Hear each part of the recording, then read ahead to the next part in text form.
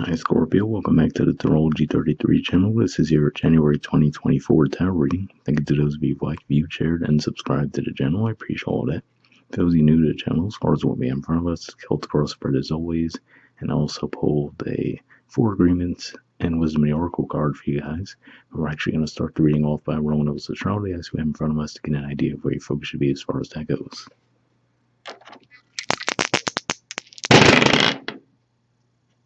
Alright, we have 4.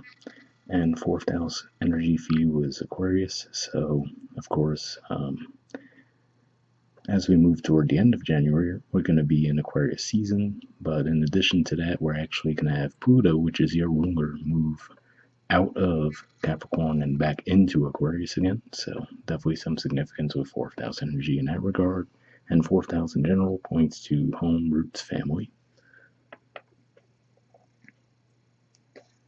All right, we have Mars, and Mars is actually going to start January in your second house of Sagittarius, and second house in general points to possessions, self-worth, finances, and then it's going to move into Capricorn, which is your third house of communication, short journeys, and siblings. All right, and we have Gemini. So Gemini is actually your eighth house of death, rebirth, intimacy, and investments, and that's the natural house that Scorpio rules. So, astrologically speaking, though, it's going to be pretty quiet there, but could just be feeling some effect of that this month. All right, so we'll keep those in mind as we go through the main spread. In the main situation position, we have the Two of Cups, and then challenging that, we have the Magician. So, yeah, this could just be saying that maybe there's someone that you have your eye on that you would like to have some conversations with, maybe partner up with. Right now, of course, we tend to jump to romantic connections when we look at the artwork here, but it doesn't have to be that. It could even be friendships, business partnerships, you name it. But it could just be saying that given that this is in the challenge position, could just be saying that it might be up to you to take the lead around that situation at this time. And this does remind me of the fact that at the time of recording this, we haven't had that full moon in Cancer yet. So for some of you, when we're physically in January, you might already be feeling like this has taken place. All right, in the foundation position, we have the Four of Pentacles. So yeah, this is actually a Capricorn energy here. And we were just talking about how Pluto will be moving from Capricorn into Aquarius in January, and this represents the last 10 degrees of Capricorn, so that's where Pluto is right now. So for some of you, given that that's your house of communication, could just be pointing to the issue, right? Maybe for whatever reason you've been a little bit more buttoned up when it comes to communication, right? Maybe feeling a little bit more reluctant to communicate the way you normally would. So there could be a lot of control around what you do and what you don't say, right? So it could just be pointing to that as maybe the primary reason why there is that obstacle as far as getting a situation off the ground. All right, in the past position, we have the Queen of Wands. So yeah, with the Magician energy, it seems like they're pointing right to that energy, right? So it could just be saying that in the past, you might have been a little bit more outgoing, like the Aries energy would be, right? So basically, you guys, your traditional ruler is Mars. Now you're ruled by Pluto, like we talked about. And Aries is also ruled by Mars. So to me, the main difference is that Aries is a lot more quick acting, right, as a cardinal energy, whereas Scorpio being fixed is a little bit more slow to act, right? They're more strategic with their movements. So you could just be saying that maybe you've emphasized that energy a little bit too much when it comes to communication, right? And it could just be saying that, hey, maybe if in the past you felt like you had a better flow, when you were a little bit more open with your communication, that could be what it's asking you to revisit at this time. Right. In the present position, we have the Knight of Wands. So this is Sagittarius energy here. At the time I'm recording this, we're still in Sagittarius season. So yeah, it could just be saying that for some of you might already be feeling that spark, right? So maybe you have been a lot more withheld lately with communication, but maybe feeling that energy could have that spark in you to actually where you do feel a lot more confident communicating, expressing what you need, right? This is definitely something the Sagittarius would do, so it makes sense. Okay, in the near future position, you have the Five of Wands. So I don't necessarily feel like this has to be related to the energies we've been talking about to this point, but this does remind me of the fact that given that it's a Leo energy, we are going to have a Leo full moon toward the end of January, and that's actually in your 10th house of career and social status. So we could just be saying, look out for that, right? Where maybe there's going to be a clash of ideas, right? Maybe there's a project you could be taking on at work, and everyone has a different opinion on the best way to approach it, right? So it could just be saying, it seems like a minor blip on the radar overall. It could just be reminding you to watch out for that. All right. In the position of your influence in the situation, we have judgment. So Scorpio energy is often referred to as death and rebirth energy, and of course, the death card is widely known as Scorpio energy. But to me, the judgment represents the rebirth side of that energy. So it's going to just be saying that, yeah, there is a spotlight on you guys this month, and you are being given a nudge spiritually to actually take the lead in the situation. All right. In the environment position, we have the Nine of Cups. So, for some of you, if this represents your energy, it could just be saying that you are feeling pretty content right now, right? So, naturally, when we are feeling pretty content with the way things are, it is easy to relax a little bit and not feel like we need to take action around the situation. So, for a lot of you, you might feel a certain sense of fulfillment anyway, right? So, let's just say that Two of Cups energy just represents that one last thing you might be missing, right? So, you're like, oh, okay, I'm pretty good where I'm now. But if you start to think to yourself, well, I'd like to improve things a little more, just be saying, well, you have all the tools at your disposal, right, to make it happen.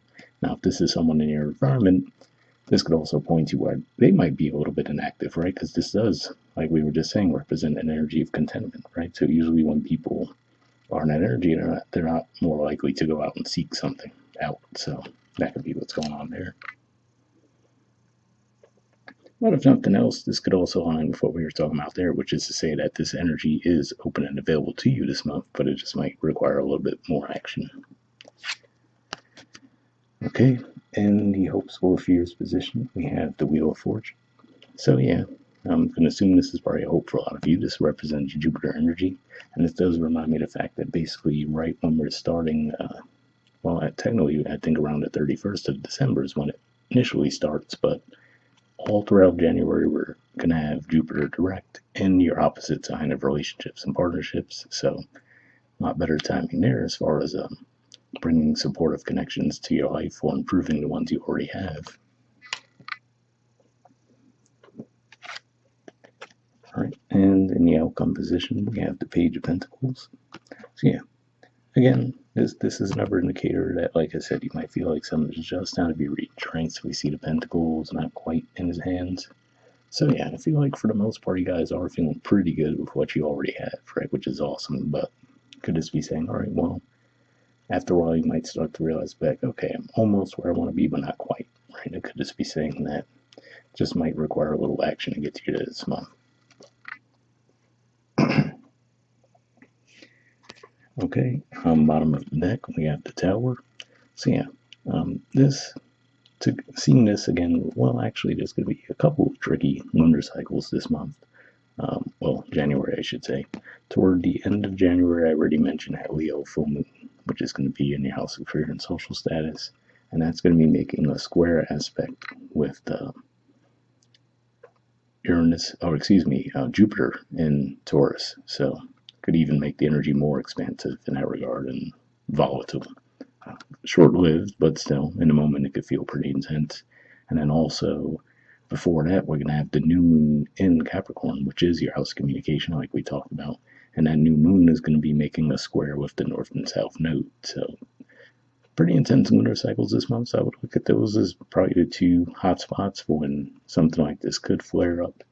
But overall, looking at the spread as a whole, it seems like it's a minor blip on the radar for you personally. So it could just be more something that you're observing your environment versus directly impacting you. So the example that comes to mind is what we were talking about with maybe in the workplace, right? People might be losing their minds around something. And as long as you fall back knowing that, okay, this is just the energy that's at play, right? Let them ride that out amongst themselves and then come back in after the fact, right? That could be beneficial for you guys this month. All right, moving on to your Four Agreements card. We have Don't Make Assumptions. See if we get that to focus. Apparently not, but it says be yourself around others. There we go.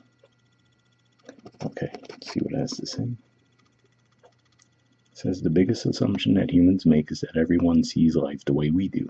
We assume that others think the way we think, feel the way we feel, judge the way we judge, and abuse the way we abuse. We are afraid to be ourselves around others because we think others will judge us, victimize us, abuse us, and blame us as we do ourselves.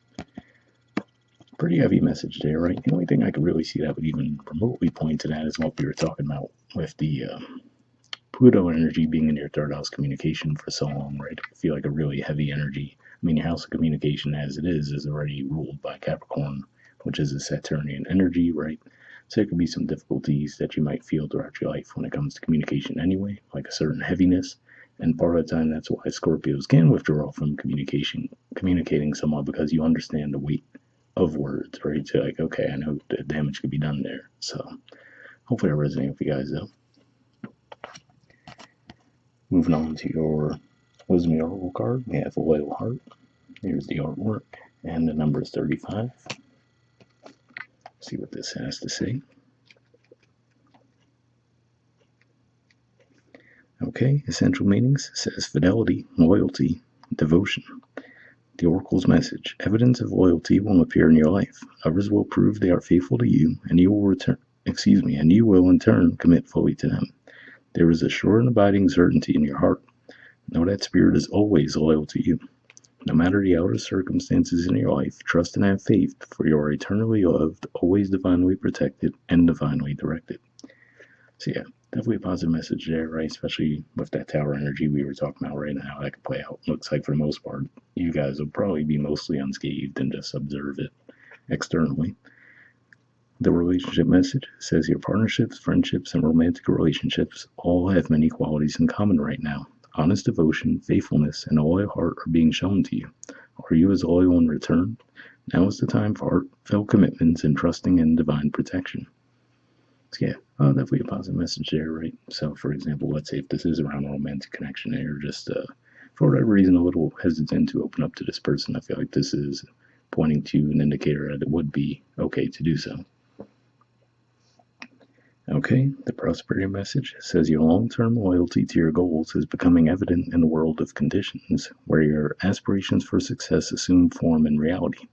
Success is finally taking shape. If you are loyal to your dreams, faithful to your plans while remaining flexible, and devoted to serving others, you will be shown proof of your true prosperity. This is a time for joyful celebration of spirit, your manifesting partner. So yeah, positive message there as well. And again, that makes me think of what we were talking about as far as Jupiter finally in direct motion in your opposite sign through January, right? Which, like we said, yes, can be romantic relationships, but also partnerships and contracts in general. That could be improved with that. So hopefully I resonate with you guys. We'll wrap up there. Hope you guys have a good New Year and just holidays in general. And I'll see you guys next month. All right, bye.